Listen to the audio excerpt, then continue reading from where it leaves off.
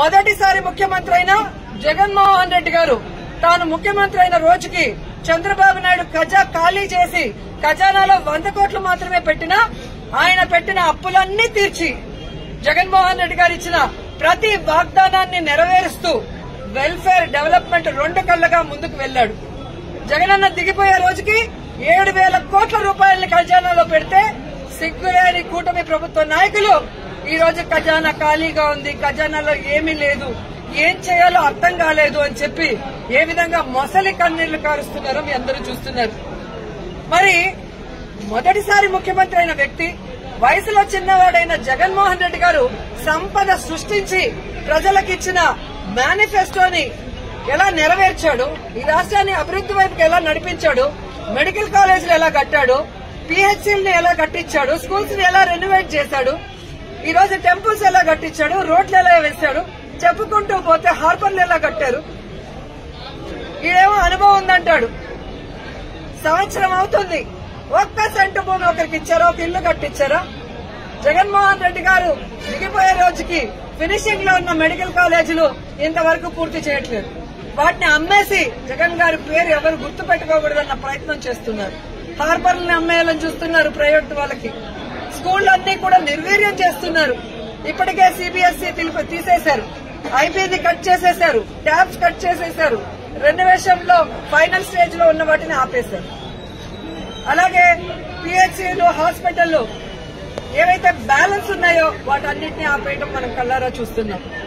ఇంతవరకు ఒక గుడి కట్టించారా, ఒక బడి కట్టించారా, ఒక రోడ్డు వేశారా, ఒక ఇల్లు కట్టించారా అంటే ఏమీ కూడా లేదు. వీళ్ళు సూపర్ 6 ని గాలికి వదిలేసి సూపర్ స్కామ్లు చేసుకుంటూ ముందుకెళ్తున్నారు.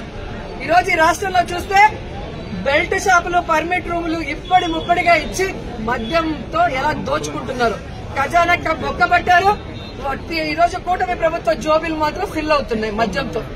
అలాగే ఇసుక మాఫియా, ఉర్సా భూముల mafia, ganja mafia, drugs mafia, ఈ విధంగా ఇష్టానికి తయారయ్యారు. పోలీసులు ఎలా తయారయ్యారంటే రెడ్ బుక్ రాజ్యాంగానికి కాపలా కాస్తున్నారు.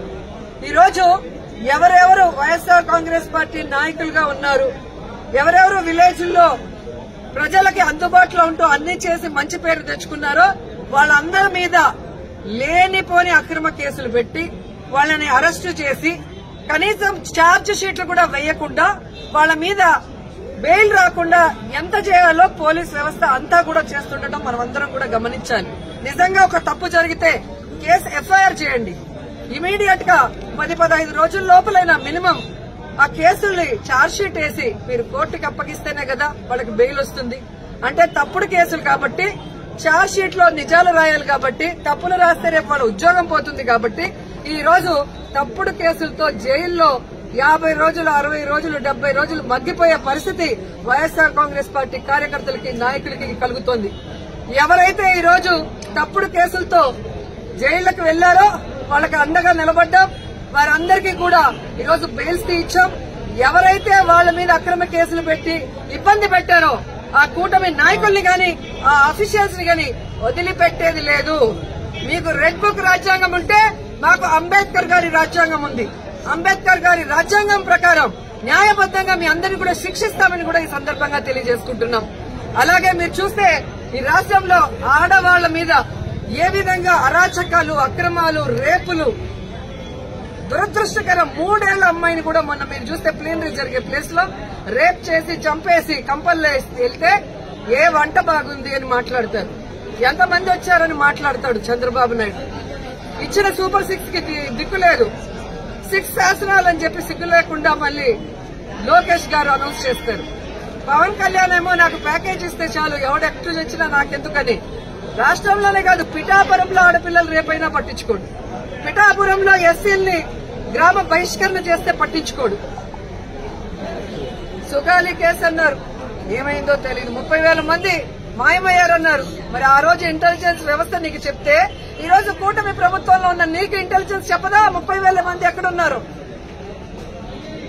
చంద్రబాబు నాయుడు ఎదురుగా నించుని ప్రజలకి వెన్నుపోటు పొడిచిన కట్టప్ప అయితే సైడ్ నుంచి పొడిచిన కన్నింగ్ కట్టపులు పవన్ కళ్యాణ్ అండ్ లోకేష్ అని కూడా ఈ సందర్భంగా తెలియజేసుకుంటున్నాను. సో ముగ్గురికి నేను చెప్తున్నా, మీరు ప్రజలకు వెన్నుపోటు పొడిస్తే సైలెంట్ గా వెళ్లే పరిస్థితి లేదు. ప్రజలకి అండగా జగనన్న ఉన్నాడు. జగనన్న వెనక మేమందరం ఉన్నాం.